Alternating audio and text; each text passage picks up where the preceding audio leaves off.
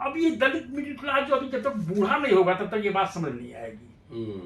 ये जब तक बूढ़े नहीं होंगे तब तक नई जनरेशन जो जो अमेरिका वगैरह में गई है वो नहीं वापस आएगी, तो दलित समाज सुधरने वाला नहीं। ये दलित समाज जो आज का है, जब तक ये बुढ़ा नहीं होगा, जब तक ये छड़ी लेकर चलने लायक नहीं होगा, जब तक इसका एक पैर कब्र में नहीं होगा, तब तक ये सुधरने वाला नहीं है। करके और दूरबीन लेकर के पूरी दुनिया में शासन करना, ये हुक्मरान बनना है। और अगर गलती से आपने राहुल गांधी से मुलाकात कर लिया, मिला था एक बार, दिग्विजय सिंह से मुलाकात कर लिया, उनसे भी मिला, मानते सिंह अहलूवालिया साहब से मुलाकात कर लिया, तो लोग बोलेंगे ये मिल गए हैं, कांग्रेसी हो गए, कांग्रेसी हो गए हैं। तो किसके पास जाए? हम तो भाजपा वाला नेता से भी जाते हैं समाज के लिए बात करने।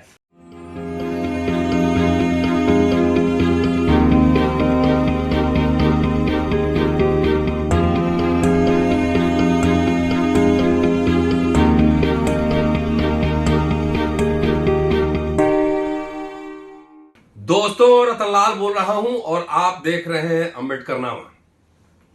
आज अम्बेडकरनामा में खास मेहमान है चंद्रभान प्रसाद, दलित चिंतक और दलित कैपिटलिज्म के आइडियोलॉग। मेरे हाथ में एक पुस्तक और एक पुस्तिका है। पुस्तिका पहले है, देख लीजिए, भोपाल घोषणा पत्र, और जो पुस्तक है उसका नाम है भोपाल दस्तावेज। इस एपिसोड में एक काम कर, तुम बैठ जाओ, चेयर लेके बैठो ना, अपने खड़ा कब कर लो।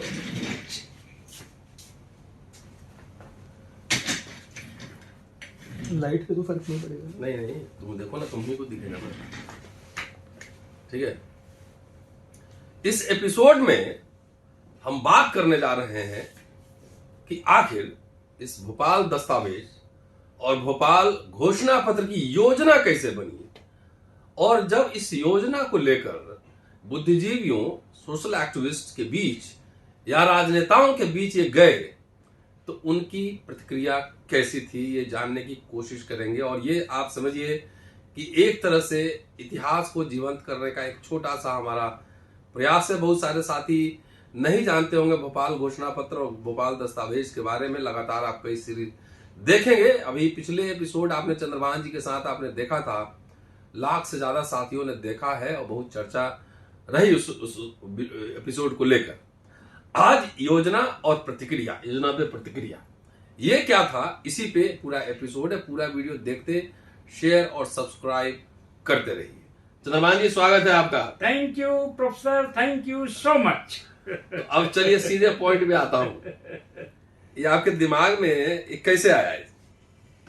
ये और मैं एक बात पहले बता दूं कि he was one of the chief architects of this Bhopal दस्तावेज। बात नवंबर 1996 की है। अच्छा। जब एक अमेरिकन पत्रकार, ब्लैक पत्रकार केनिथ जे कूपर वाशिंगटन के ब्यूरो चीफ बनकर इंडिया आए। ठीक है। और उनका दलित मसलों पर बहुत इंटरेस्ट था। तो पीटीआई में मेरे रिसर्च पर एक सीरीज जारी होती रही, तो उन्होंने मुझे कहीं से खोज निकाला। ठीक है। और उनसे बातचीत होने लगी और मैं उनके ऑफिस में बार बार जाने लगा। एक तो वहां पर एसी था और वो इंटरनेट शुरू हो गया था, सुविधा थी। तो उन्होंने कहा कि जहां तक मेरी जानकारी है, दलित और ब्लैक्स में अमेरिका की काफी समानताएं हैं जहां तक कि उनके प्रोसिक्यूशन की बात है। दलित का जो बाबा साहब ने संविधान में, लोकसभा असेंबली में अधिकार दिया, नौकरियों में, सिविल सर्विस में, ब्लैक लोगों के पास अंबेडकर नहीं था, तो ब्लैक लोग इसमें पिछड़ गए। पर ब्लैक लोगों के बीच बिजनेस का एक लंबा इतिहास रहा है। 100 साल पहले लगभग, उस समय 80 साल रहा होगा, ब्लैक बिजनेस लीग की स्थापना हो चुकी थी। अच्छा, कब? ये करीब 95 साल पहले, 95 ईयर्स पहले। तो खोज लेंगे लोग, गूगल में मिल जाएगा। हाँ, Negro business, national Negro business league. तो उन्होंने पहली बार मुझसे ये कहा कि mister Prasad, government job can not be necessarily repeated for the next generation. यानी सरकारी नौकरी पुनरावृत्ति नहीं होगी, लेकिन बिजनेस की पुनरावृत्ति होती रहेगी। तो अगर आप एक सिंसियर दलित चिंतक हो तो आप बिजनेस की बात करो दलित समाज में, और इसका तरीका यह है जो अमेरिकन ब्लैक्स ने हासिल किया कि प्राइवेट सेक्टर और सरकार दोनों में सप्लायर डाइवर्सिटी का अधिकार मिला। यानी कि अगर अमेरिकन आर्मी के लिए कोई यूनिफॉर्म बना रहा है तो उसकी बटन ब्लैक सप्लाई करेगा। हवाई जहाज बन रही है तो उसमें से नीचे का जो फर्श का जो कारपेट है वही सप्लाई करेगा दलित, यानी ब्लैक। यानी हर जगह ब्लैक की भागीदारी होगी। ब्लैक मैन्युफैक्चर करेगा या कहीं से खरीद के लाएगा। हर कंपनी में, हर कंपोनेंट में, कार हो चाहे जहाज हो, ब्लैक का सप्लाई किया हुआ कोई चीज होनी चाहिए।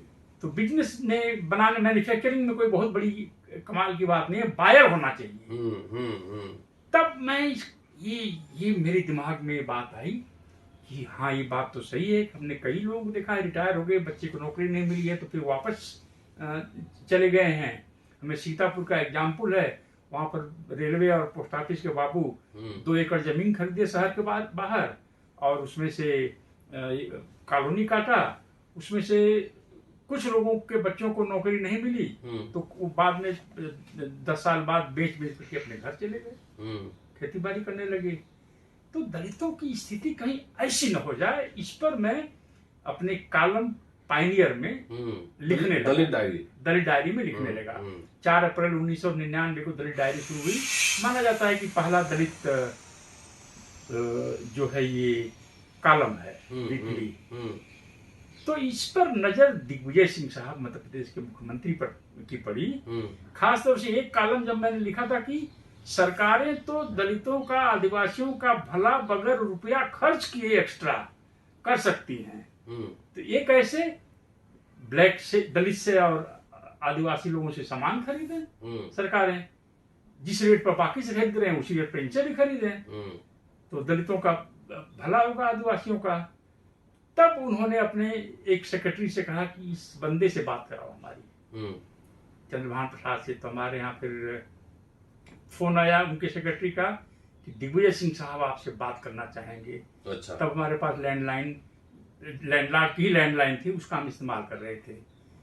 तो दूसरे दिन बात हुई तो उन्होंने कहा कि आपसे मुलाकात कब हो सकती है। हमने कहा हम घर ही पे हैं, जब भी आप दिल्ली आए तो दिल्ली आए, बुलाए, हम 10-12 लोग गए। तो उन्होंने कहा इसका क्या रहस्य है। तो हमने कहा कि अरबों रुपए का सामान आपकी सरकार खरीदती होगी, एक हिस्सा दलित से भी खरीदे, आदिवासियों से भी खरीदे। तो इससे तो कुछ लोगों को जो है रिच हो जाएंगे, कुछ लोग पैसे वाले हो जाएंगे। तो हमने कहा पूरी दुनिया में कुछ ही लोग होते हैं पहले, कुछ ही लोग पहले अमीर बनते हैं, और अमीर ही या प्रोफेशनली सक्सेसफुल या आईएएस, यानी जो रोल मॉडल होते हैं वो उस समाज से आगे वाले ही होते हैं जो ऊपर उठते हैं। तो अगर आपके भोपाल में एक दलित करोड़पति पैदा होता है, एक आदिवासी करोड़पति पैदा होता है, तो हो सकता है बहुत सारे लोग करोड़पति बनने की बात सोचें, इंस्पायर होगा। बोले वेल डन। तो कैसे क्या किया जाए। तो हमने कहा कि आप एक कॉन्फ्रेंस करिए, देश भर के दलित इंटेलेक्चुअल्स को बुलाइए। बोले हम तो नहीं जानते देश भर के दलित इंटेलेक्चुअल्स को। तो हमने कहा हम अभी साउथ अफ्रीका डरबन से होके आए हैं, पूरे देश भर से 300-400 दलित गए थे, हमारे पास एक लंबी एड्रेस लिस्ट है, तो उनको बुलाइए। और जितने अपने इकोनॉमिस्ट हैं, जिसमें आप भी गए थे, हिस्टोरियन, जितने भी इंटेलेक्चुअल हैं, सबको बुलाइए। तो फिर ये हमारे जैसा दुसार जी अपनी वीडियो में कह रहे थे, 10-10 लोग 6 महीने तक हमारे घर के अंदर। तब कंप्यूटर भी ले लिया था हमने, थैंक्स टू ऑक्सफैम। तो उसमें जो है डेटा डाउनलोड करना, एनालिसिस करना, जैसा इस किताब में देखा होगा आपने, दलितों की स्थिति क्या थी उस समय। बहुत सारी अमेरिकन कंपनीज में, कोका कोला में, यहाँ वहाँ अफर्मेटिव एक्शन कैसे, कितने % ब्लैक लोग हो गए हैं। सारा एक केस बनाया गया कि किस तरह से SC/ST लोगों को, कुछ लोगों को अमीर बनाया जाए, सरकार इनका ग्राहक बनेगी, ये बेचने वाले बनेंगे। फिर इतनी शानदार कॉन्फ्रेंस आपने देखा ही होगा भोपाल में जो कॉन्फ्रेंस हुई, तो इस पर 2 दिन इतनी चर्चाएं हुई, पार्टियां होती थी, भाषण होते थे, जितने विद्वान लोग थे अपनी बातें रखते थे। यह सहमति बनती गई कि हाँ, दलितों में भी एक अमीर तबका पैदा होना चाहिए। पर कुछ इंटेलेक्चुअल्स के लिए ये बात थोड़ा बहुत उचित नहीं लग रही थी। अच्छा। जैसा कि दुसाद जी ने अपनी वीडियो में किसी एक प्रोफेसर का नाम लिया है, मैं नाम नहीं लेना चाहता, वो मैडम जैसे ही सप्लायर डायवर्सिटी का सेशन खत्म हुआ, गेलोमिड उस चेयर में थी, मैं गया नेक्स्ट सेशन के लिए, तो प्रोफेसर मैडम मंच पर दौड़ती हुई आई और मैं तो हक्का बक्का रह गया। माइक मेरे हाथ से छीना उन्होंने कहा कि अमेरिका की सप्लायर डायवर्सिटी भारत में कभी सफल होने वाली नहीं है और कह के चली जाएंगी। सारा हाल स्तब्ध। ये क्या कह गई मैडम? सारे लोग चाहते हैं कुछ इस तरह से शुरू हो, कुछ दलितों में पैसे वाले लोग बने। फिर 1 घंटे बाद दिग्विजय ने इसकी घोषणा कर दी कि सप्लायर डायवर्सिटी 30% सरकार की सामान आदिवासी और दलित बिजनेसमैन से होगी। शुरुआत वेलफेयर डिपार्टमेंट से होगी। हमारे यहाँ उन्होंने कहा 4,500 हॉस्टल हैं जहाँ बच्चों को ब्रेकफास्ट, लंच, डिनर सब फ्री में मिलता है। उसमें एक ऑब्जेक्शन आ रहा है, किसी साथी ने मुझे फोन किया था कि शायद भोपाल दस्तावेज में चतुराई हुई, कि उसमें ये था, मैंने पूरा अभी पढ़ा नहीं है और मैं पढ़ूंगा इसको, इस पर कई सीरीज अभी होना बाकी है, क्योंकि आपने संदर्भ दे दिया है, कि उसमें ये था कि जो मैन्युफैक्चरर दलित होगा उसी से लिया जाएगा, डिस्ट्रीब्यूटर से नहीं। बात ये नहीं है, ये भोपाल डॉक्यूमेंट यही है। हाँ। जब भोपाल डिक्लेरेशन हुआ, जो आपके पास छोटी वाली किताब है, तो बीजेपी ने उमा भारती को पकड़ा और इसकी होली जलाई इंदौर में 15 जनवरी को। अच्छा। और उमा भारती को मुख्यमंत्री बनाया जब दिग्विजय सिंह की सरकार चली गई। सरकार चली जाने का एक अलग से कहानी है। तो उमा भारती ने कहा कि जो दलित और आदिवासी खुद मैन्युफैक्चरर होगा, उन्हीं की सरकार, उन्हीं से हम सामान खरीदेंगे। अच्छा, उमा भारती ने कहा? उमा भारती ने कहा। इसमें नहीं है वो? नहीं, इसमें डिस्ट्रीब्यूटर से लेंगे हम, कोई भी डिस्ट्रीब्यूटर, कोई भी हो, एनीबॉडी, ABCD। तो उमा भारती ने करके आधा तो वैसे ही खत्म कर दिया, फिर दूसरे मुख्यमंत्री उनके बाद पता नहीं कौन आए, उन्होंने पूरा ही खत्म कर दिया। तो अब उसमें एक शुरुआत जो निकली, जब हमसे भी लोगों ने कहा, फिर हम दिल्ली हम लोग जब वापस आए, कि दिग्विजय सिंह की यह एक चाल है और चंद्रभान प्रसाद जी उसमें फंस गए हैं। क्या चाल है? दलितों को हुक्मरान बनाने से रोकने के लिए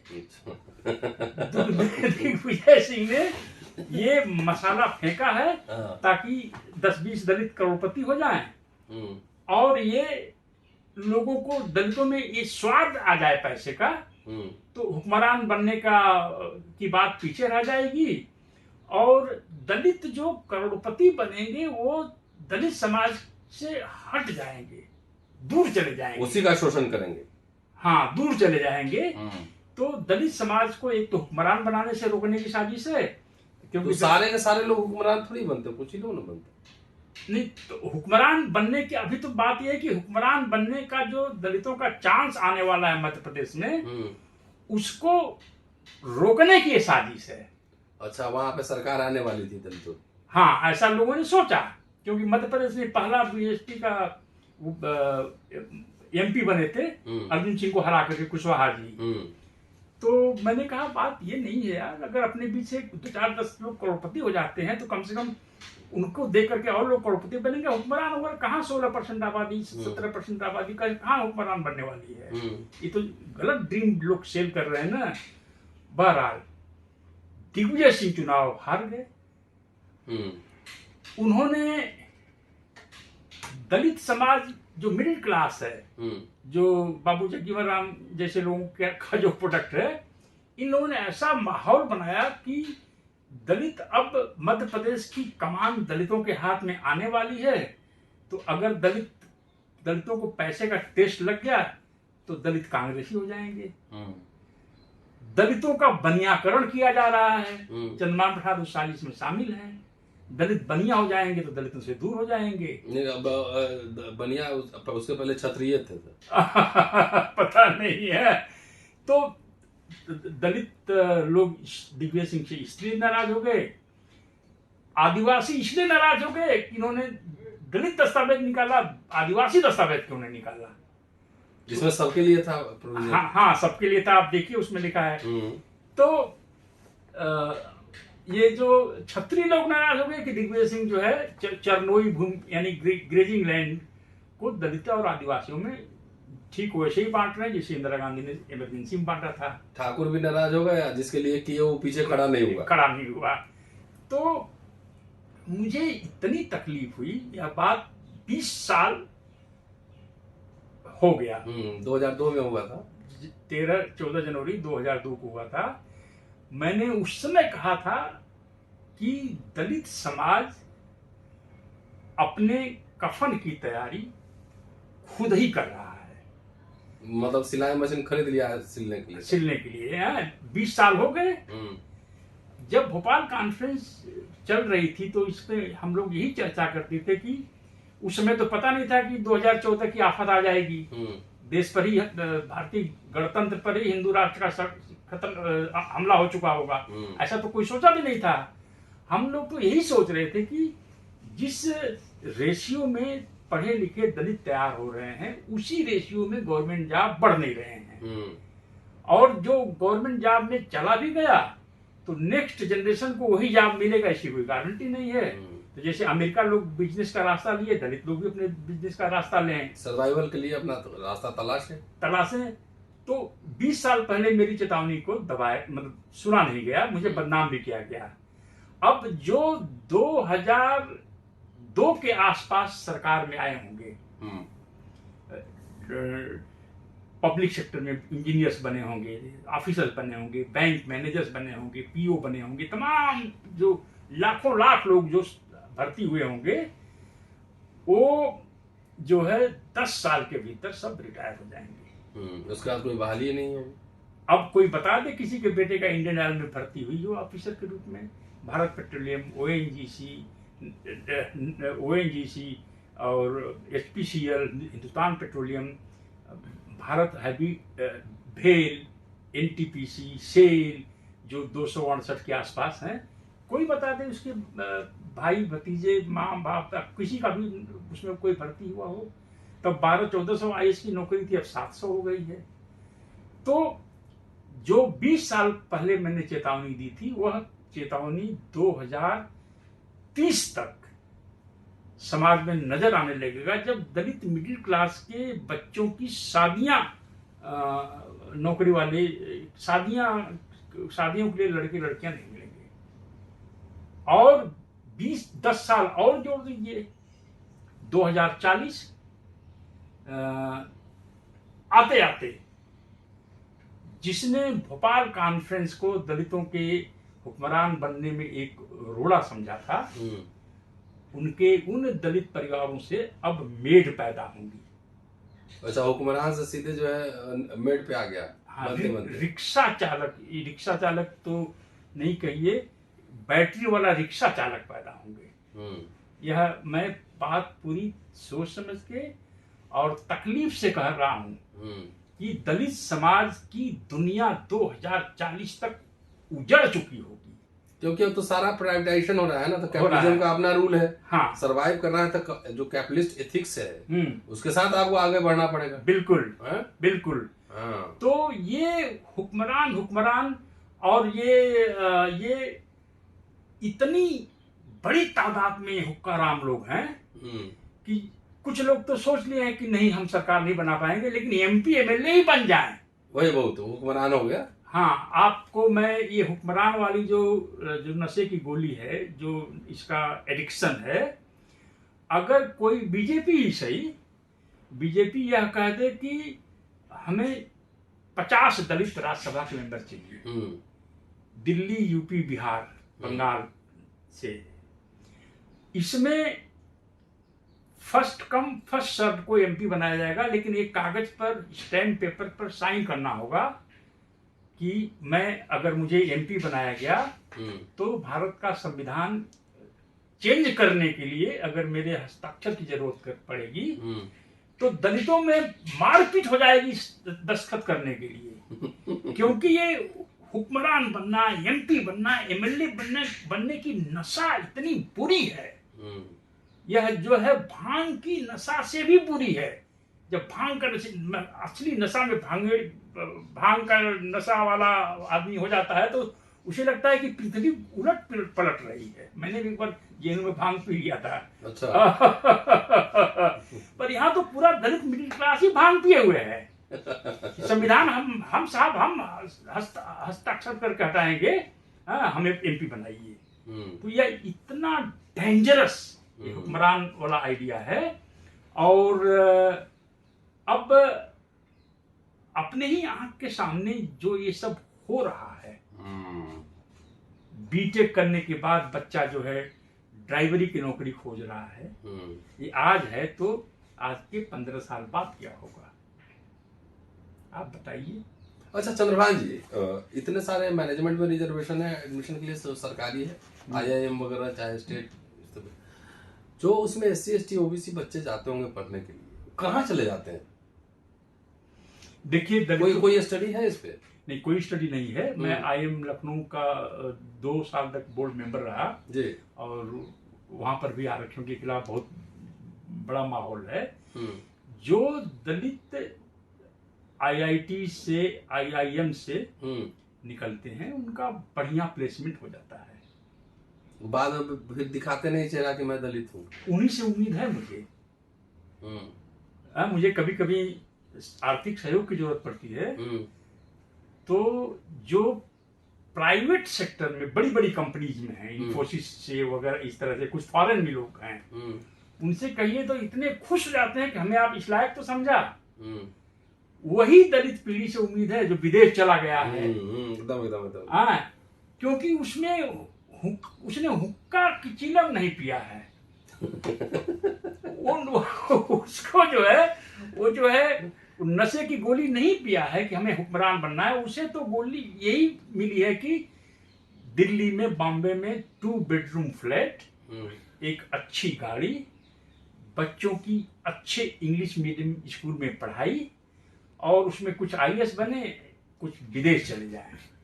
उनका तो ड्रीम इतना ही है।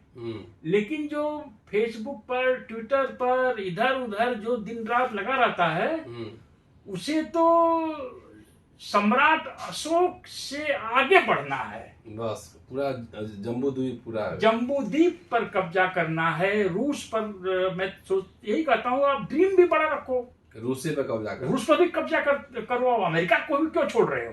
पकड़ो अमेरिका का भी गर्दन, हुक्मरान वहां बनो। हाँ, तो मुझे लगता है कि अगर इस गोली में कुछ, नशे की गोली में थोड़ा और कुछ मिला दिया जाए तो ड्रीम वहां तक जाएगा। हाँ, वहां तक जाएगा। जब सुनक बन सकता है, हाँ, दलित बहुजन क्यों नहीं बना? दलित क्यों नहीं बना? हाँ, तो जो मुझसे नाराज, सुनक की जगह धुनक अब ढूंढिए। जो मुझसे नाराज होना हो, नाराज हो ले। मेरे पिताजी पहलवान थे, मैं किसी से डरता नहीं। आज अगर दलित समाज नहीं सुधरा, अपना एजेंडा नहीं तय किया, आज भी, अभी भी तो समय है। हाँ, अभी भी समय है। अगर नहीं ये चुनाव, राहुल गांधी के यहाँ 1000 लोग जाकर के अगर नहीं बोलते हैं कि राहुल बाबा, जब आप सरकार, आपको हम लोग समर्थन देंगे, जब सरकार में आएगा तो जिस तरह से अमेरिका में ब्लैक लोगों के लिए सप्लायर डायवर्सिटी चल रहा है, वैसे हम लोग को भी दीजिए। अरबों खरबों रुपए का, डॉलर का सामान अमेरिकी सरकार और अमेरिकी प्राइवेट सेक्टर ब्लैक लोगों से खरीदता है, वैसे ही हमको भी अधिकार दिलवाइए। तुम आपके पीछे पीछे यात्रा में, तो अब नौकरी छोड़ के हम भी बिजनेस करेंगे। अभी भी मैं ये बात कह रहा हूँ, नहीं तो मैंने बताया ना, मेरे पिताजी पहलवान थे, मैं डरता नहीं किसी से। हाँ, मैं बड़े बड़े, राष्ट्रीय सहारा में जब समस्याएं दलितों की छपती थी तो जान से मारने की धमकी आती थी, एंथ्रेक्स फेंक देंगे आपके ऊपर। कुछ दिन तक वॉकिंग के लिए हमारे साथ 2 लोग चलते थे। तो दलित समाज अगर दलित एजेंडे पर नहीं आता है कि राहुल बाबा आप अगर सरकार, आप हम लोग हेल्प करेंगे, सरकार बनाएंगे आपकी, लेकिन हर साल 1000 Dalit America, Canada, Britain, Australia, New Zealand, English speaking देशों में कंप्लीट फेलोशिप पर आप भेजेंगे, ये वादा करिए हैं। और राहुल बाबा, हम आपके साथ एक और यात्रा में 6000 किलोमीटर चलेंगे। अगर इंदिरा गांधी जैसा काम जब उन्होंने एक ब्लॉक में 20-20 दुकानें इमरजेंसी में बना के दलितों को दी कि इसमें तुम बिजनेस करो। और राहुल बाबा जो है, मैं एक उदाहरण दे रहा हूं, राहुल बाबा, आप नीतीश बाबा कर लीजिए और कोई भी कर लीजिए। हाँ, अगर आप जो है इंग्लिश मीडियम स्कूल्स में दलित आदिवासियों का आरक्षण कर दें तो हम आपके साथ 10,000 किलोमीटर तक चलेंगे। तो इस तरह से जो है पीएचडी अगर कोई दलित करना चाहता है, तो चूंकि दलित है, हमने बहुत पहले से आर्ग्यू किया है और प्रताप भानु मेहता के फादर ने इसको इम्प्लीमेंट किया है कि दलित की स्कॉलरशिप बाकी से दूनी होनी चाहिए। क्यों? अगर दलित पीएचडी कर रहा है तो उसके परिवार को कौन चलाएगा? तो उसका दिल्ली में रहने, खाने पीने के निजाम, दिल्ली या लखनऊ, जहां भी जिस यूनिवर्सिटी में भी हो, चाहे कैलिफोर्निया में हो, कोलंबिया यूनिवर्सिटी में हो, येल यूनिवर्सिटी में हो, लंदन स्कूल ऑफ इकोनॉमिक्स में हो, तो उसके परिवार के लिए भी उसकी स्कॉलरशिप में एक हिस्सा होना चाहिए ताकि वह फ्री हो करके अपनी पढ़ाई कर सके।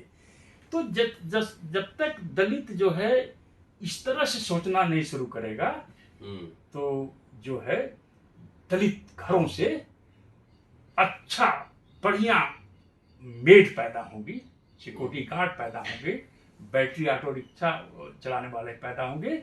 यह आप 20 साल का हमने देखा है, ये जर्नी दलित लोगों का 20 साल जो लोग होंगे वो देख लेंगे। अगर हुक्का पीना बंद नहीं किया दलित मिडिल क्लास ने, तो दलित समाज के पास कोई रास्ता नहीं है। और 20 साल पहले जो बात मैं कह रहा था, लोग जो आपका सुन रहे हैं वो पूछें अपने आप से कि प्राइमरी स्कूल के मास्टर और सिपाही के अलावा दलितों की भर्ती कहीं हो रही है क्या? कोई दलित बैंक मैनेजर बन रहा है क्या? आज बैंक पीओ कितनी बड़ी पोस्ट होती है, वो भी सब खत्म हो रहा है। कितने पीएसयूज में कितने बड़ी भारी संख्या में अपने लोग अफसर बने, वो सब खत्म हो रहा है। और ये जो है राष्ट्रसत्ता तो अपने हाथ में आई नहीं। 24 में हो सकता है आ जाएगा। हाँ बताइए भाई, कोई पार्टी हो या सारी दलित पार्टियां मिलकर कोई भी बता दे मेरे सामने खड़ा होकर के ईमानदारी से कि यह दलित पार्टी या सारी दलित पार्टियां मिलकर 100 एमपी जीत लेगी लोकसभा की सीटें। कैसे आप लोकसभा में सरकार बनाएंगे? जब तक 100 एमपी नहीं हो, 200 एमपी नहीं हो, दो चाहिए तो 275। वैसे मुझे एक याद आया, अम्बेडकर नाम पे एक वीडियो हमने बनाया था कि जब डॉक्टर अम्बेडकर मिनिस्टर थे तो पीडब्ल्यूडी डिपार्टमेंट भी दिल्ली का ठेकों में उन्होंने मांगा था। हाँ, ठेकों। और उस डाइवर्सिटी कहाँ है? एक मुस्लिम कॉन्ट्रैक्टर था। 1942 में अगर बाबा साहब की इतनी, बाबा साहब तो तभी बाबा साहब थे ना, जब एग्जीक्यूटिव काउंसिल में थे वो। हाँ, तो उन्होंने गुप्त पत्र में लिखा कि केवल सीपीडब्ल्यू में डी में केवल एक शेड्यूल कास्ट का कंट्रैक्टर है, बाकी सब हिंदू, मुस्लिम और सिख हैं। और वही लोग पैसा बना रहे हैं। तो जो बातें हम लोग भोपाल कॉन्फ्रेंस में 2002 में कह रहे थे, 42 में डॉक्टर अम्बेडकर कह रहे थे, ये तो एक बहुत अच्छा पढ़ा लिखा आईएएस अफसर है, उसने मुझे दिखाया। नहीं, मैंने वीडियो बनाया हुआ उसपे। अच्छा। दिल्ली सीपीडब्ल्यूडी डिपार्टमेंट में। ये इसलिए मुझे याद आ गया। तो हमसे कई लोग पूछे कि आप ये क्यों बोल रहे हैं जब तक दलित अंबेडकर के रास्ते पर नहीं आए। दलित अंबेडकर, दलित मिडिल क्लास, ये हुक्का राम अंबेडकर के रास्ते पर ठीक वैसे ही खड़ा होकर के अंबेडकर के आने का इंतजार कर रहा है, जैसे जब सर सैयद साहब अलीगढ़ विश्वविद्यालय में जो है अलीगढ़ मुस्लिम की स्थापना कर रहे थे, तो मुल्ले तलवार लेकर उनको ढूंढ रहे थे। यूनिवर्सिटी खोलेगा, मुसलमानों को अंग्रेजी बोलना सिखा करके उनका इस्लाम खत्म कर देगा। ठीक वैसे ही दलित मिडिल क्लास तलवार लेकर खड़ा है। बिजनेस सिखाओगे तो मतलब दलितों को बिजनेस सिखाओगे तो ये तुम देख लेना, ये नशा चूर चूर चूर हो जाएगा। 2030 से ही ये चूर चूर होना शुरू होगा, जब लोगों को लड़कियां लड़कों को शादियां करने वाला लड़के नहीं मिलेंगे, लड़कियां नहीं मिलेंगी, क्योंकि कौन बेरोजगार से शादी करेगा? बिजनेस करना नहीं है आपको, अमेरिका भेजना नहीं है बच्चे को, एक नौकरी के पीछे 1 लाख लोग हैं। तो मुखर्जी नगर, राजेंद्र नगर उधर जाके देखिए कई बार तो मुझे लगता है, जो 37 साल है ना उम्र, 37 साल उम्र तक शेड्यूल कास्ट शेड्यूल ट्राइब के लोग IAS बन सकते हैं, IAS की परीक्षा लिख सकते हैं। और PCS के लिए तो 43 ईयर्स था। अब उनके हाथ में अगर आप वो डंडा दे दें चलने के लिए, बुजुर्ग लोग जो इस्तेमाल करते हैं, क्या बोलते हैं उसको, वॉकिंग स्टिक, हाँ, उनको वॉकिंग स्टिक दे दी जाए तो बड़े आसानी से वो लगेंगे कि ये दादाजी हैं, तभी फॉर्म भरे जा रहे हैं। तो जब तक दलितों के दिमाग में यह बात नहीं आती है कि हम 17% की आबादी से, एक बार मैंने एक्सपेरिमेंट के तौर पर ढाबा चलाया था, आपको पता है? नहीं, भोज भात नाम से। हाँ, जो लिट्टी आजकल देखते हैं दिल्ली में, शुरुआत मैंने ही की थी। हाँ, तो समाज सोचता होगा कि लड़का भाग गया। हाँ, मैंने ढाबा एक्सपेरिमेंट किया था। हाँ, फिर करेंगे हम लोग। हाँ। तो जो भोपाल कॉन्फ्रेंस की जो संरचना थी, दिग्विजय सिंह का जो स्लोगन था, दलित आदिवासियों से हम करोड़पति बनाएंगे। दलित समाज सब बिदक गया, दलित आदिवासी बिदक गया, हम करोड़पति बनाओगे। हाँ, अब उनका तो हमें ज्यादा नहीं मालूम, लेकिन जो हमको फिर विदुषार जी को ये बातें बतानी चाहिए थी वीडियो में, कि लोग किस तरह से दलित लोग जो है दिल्ली में बातें कर रहे थे कि बताइए, चंद्रभान प्रसाद जी करोड़पति का नारा दे करके दलितों का हुक्मरान बनने का चांस काट रहे हैं मध्य प्रदेश में। कितनी बातें करते थे। तो ये दलित मिडिल क्लास के दिमाग में अब ये दलित मिडिल क्लास जो अभी जब तक बूढ़ा नहीं होगा तब तक ये बात समझ नहीं आएगी। ये जब तक बूढ़े नहीं होंगे तब तक नई जनरेशन जो अमेरिका वगैरह में गई है वो नहीं वापस आएगी, तो दलित समाज सुधरने वाला नहीं है। It is a dead case. आप कितना भी दलित समाज को कह लीजिए कि भैया सरकारी खरीदों में आपको आरक्षण मिलेगा, आपके बच्चों को विदेश में पढ़ना है तो सरकार फुल फेलोशिप दे दी, घर का भी जिम्मेदारी सरकार लेगी। अरे 3000 साल से आपने अशुद्ध बनाया है, मनुस्मृति में स्पष्ट लिखा है, जो है अनटचेबल, जहां भी अनटचेबल लिखा है पेंगुइन के पब्लिकेशन में, उस अनटचेबल के सामने लिखा है फियर्स, माने ही मार काट करने वाला ये लोग है, और इनको जो है धन संग्रह का अधिकार नहीं है। उसी में लिखा है द्विज के लिए तुम पैदा ही हुए हो धन अर्जन के लिए, पुरुषार्थ, तुम्हें पुरुषार्थ करना है। तो जहां एक दूसरे को धन अर्जित करना ही उनके जीवन का मकसद है। अगली बार मनुस्मृति को भी इसमें लाते हैं, हमने काफी पढ़ाई की है। हाँ, तो लाइए ना अगली बार मनुस्मृति से ही चर्चा। तो उसमें कहा गया है कि द्विज को कि तुम्हें पुरुषार्थ करना है, यानी तुम्हारा जन्म ही धरती पर इसलिए हुआ है कि तुम्हें अर्थ अर्जन करना है। और ये जो चांडाल जो अनटचेबल है, इसको अगर धन अर्जन करते हुए पकड़ लिया गया तो सजा होगी, उसको धन छीन लिया जाएगा और उसको विदेश कोई देश निकाला किया जाएगा। और उसमें यह भी लिखा है अगर कहीं गड़ा हुआ धन कहीं जमीन में मिल जाए तो उस पर अधिकार राज्य का है और आसपास के द्विजों का है। तो अगर मनुस्मृति में यह लिखा है कि दलितों को धन अर्जन का अधिकार नहीं है, तो काहे का लोग बाबा साहब के नाम का ढकोसला पीटते हैं, बोलते हैं हम अम्बेडकरवादी हो गए हैं। तो अम्बेडकर साहब तो खुद ही डाइवर्सिटी के पक्ष में थे। तो कहां किसने पढ़ा है अम्बेडकर को? क्या पढ़ा है? जो सारी बातें जो 17 वॉल्यूम 17 में आई, ये बताइए मैं ये जानना चाहूंगा और दलित लोगों को पूछना चाहिए, जितने भी मराठी मिले इधर क्रॉस करके दिल्ली में आए, हाँ, कि जिस बाबा साहब ने यह कहा कि इस पीडब्ल्यूडी के सरकारी ठेके में सिर्फ एक शेड्यूल कास्ट का है और भी होने चाहिए, उसको 10वें वालों में क्यों छापा, पहले वालों में क्यों नहीं छापा, दूसरे वालों में क्यों नहीं छापा, तीसरे वालों में क्यों नहीं छापा, 10वें वालों में क्यों छापा, इसके पहले क्यों नहीं छापा। तो अंबेडकर बात को तोड़ मोड़ के रद्द कर दिया मराठी भाइयों ने, और जो बचा कुचा वो चला गया, जो है जो हुक्के में चला गया। तो ये बात अगर अंबेडकर नामा जैसा जो एक इंटेलेक्चुअल फोरम है, यही फर्क है ना आप में, एक इंटेलेक्चुअल फोरम है, एक फोरसाइट है, यहाँ पर हम बैठ करके आज सप्लायर डाइवर्सिटी की बात कर रहे हैं, ब्लैक कैपिटलिज्म की चर्चा भी कभी करेंगे हम लोग। तो ये दलित समाज जो आज का है, जब तक ये बुढ़ा नहीं होगा, जब तक ये छड़ी लेकर चलने लायक नहीं होगा, जब तक इसका एक पैर कब्र में नहीं होगा, तब तक ये सुधरने वाला नहीं है। मैं अभी नागपुर में था और अमिताभ मिश्राम का मैंने केस स्टोरी किया, देखा हमने, 40,000 से ज्यादा लोगों ने देखा है उसको, और वो आपके जानने वाले भी हैं। मैं उनके गया था लहसुन वाले फैक्ट्री में, 18,000 रुपए से शुरू किया, आप करोड़ में खेल रहे हैं। बिल्कुल बिल्कुल।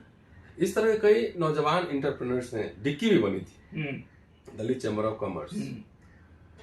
इसमें क्या पहले तो बहुत हल्ला होता था, डिक्की ये कर रहा है, वो कर रहा है, कुछ सरकारी इससे प्रोक्योरमेंट करा रहा है, कुछ टैंकर दिलवा रहा है, क्या कर रहा है पता नहीं, वो तो मैं ज्यादा मेरा संपर्क नहीं डिक्की से है। अच्छा, नहीं है, खत्म हो गया। अच्छा, दलित मिडिल क्लास में इसकी मार्केट ही नहीं है, इंटरप्रेन्योरशिप का आइडिया नहीं है, नहीं है, ओनर ऑफ द फैक्ट्री। अरे मैं दलित समाज के दिमाग में ऐसे ठोक ठोक कर भर रहा हूँ 25 साल से, क्योंकि 1996 में आए ना जब केन कूपर साहब, जिनसे अभी आपके साथी अशोक दास मिल के आए हैं, जो है अमेरिका में, हार्वर्ड यूनिवर्सिटी में, और अभी 8 महीने पहले एक अमेरिकन चैनल पर हमारे साथ थे, तो उन्होंने पूछा हमसे, what happened to your supplier diversity mister Prasad?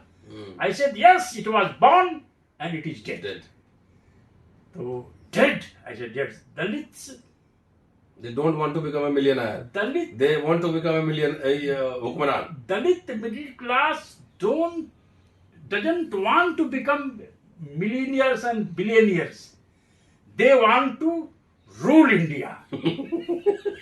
They want to rule India. और इसमें तो कुछ लोग ऐसे भी हैं, वो सोचते हैं कि जब हम हुक्मरान बनेंगे तो जो पार्लियामेंट का गुंबद है उस पर चेयर लगा करके और शासन करेंगे, और अफगानिस्तान तक दूरबीन से देखेंगे, इधर लंका में देखेंगे, क्योंकि हुक्मरान बन गए हैं। हमें थोड़ा बच्चों को पीएचडी करने के लिए फेलोशिप चाहिए, हमें थोड़ा जो है अंग्रेजी स्कूलों में दाखिला चाहिए, हमें थोड़ा ये सारी चीजें चाहिए जो दलित दस्तावेज जो 20 साल पहले का रहा। तो ये दलित समाज, ये ना तो मैं गुस्से में हूं, ये मेरी चिंता है कि दलित समाज को कैसे समझाया जाए कि तुम्हारा अधिकार यह है, इंग्लिश पर कब्जा करो, इंग्लिश पर हुक्मरान बनो ना, फिजिक्स पर कब्जा कर लो, मैथमेटिक्स छोड़ो नहीं, एस्ट्रोफिजिक्स पर हमला करो। नहीं, पार्लियामेंट के गुंबद नहीं करो, पार्लियामेंट के गुंबद पर ऊपर जा करके गर्मी में नीली कच्छी पहन करके और दूरबीन लेकर के पूरी दुनिया में शासन करना, ये हुक्मरान बनना है। और अगर गलती से आपने राहुल गांधी से मुलाकात कर लिया, मिला था एक बार, दिग्विजय सिंह से मुलाकात कर लिया, उनसे भी मिला, मानतेश में अहलूवालिया साहब से मुलाकात कर लिया, तो लोग बोलेंगे ये मिल गए हैं, कांग्रेसी हो गए, कांग्रेसी हो गए हैं। तो किसके पास जाए? हम तो भाजपा वाला नेता से भी जाते हैं समाज के लिए बात करने। भाजपा पब्लिक सेक्टर को खत्म कर रही है, नेशनलाइज्ड बैंक का प्राइवेटाइजेशन कर रही है, जिसको कांग्रेस ने बनाया तो वे हुक्का राम बोलते हैं Congress is our enemy number 1। तो बताइए, जिस तरह से किसी समाज का दिमाग इतना सड़ गया हो, इतना खोखला हो गया हो, जिसको हुक्मरान के नशे में अपने सारे अधिकार छोड़ दिए, उस दलित मिडिल क्लास का, उस दलित समाज का क्या होगा? बताइए क्या होगा इसका? चलिए, 80 पेज का ये भोपाल घोषणा पत्र है। इसमें अगली आज पृष्ठभूमि पे चर्चा हुई कि कैसे भोपाल दस्तावेज और भोपाल कॉन्फ्रेंस की योजना कैसे बनी, पीछे लॉजिक क्या था और उद्देश्य क्या था। इस पे ये चर्चा हुई। आज अगले एपिसोड में मिलेंगे तो भोपाल घोषणा पत्र पे चर्चा होगी। और उसके पहले हम चाहते हैं कि सबसे पहले भोपाल दस्तावेज, जो कि तकरीबन 150 पेज का दस्तावेज है और बहुत इसमें आंकड़े हैं, रिसर्च किया हुआ आंकड़ा है, और इस पे चैप्टर वाइज कई खंड में है, कई चैप्टर्स हैं,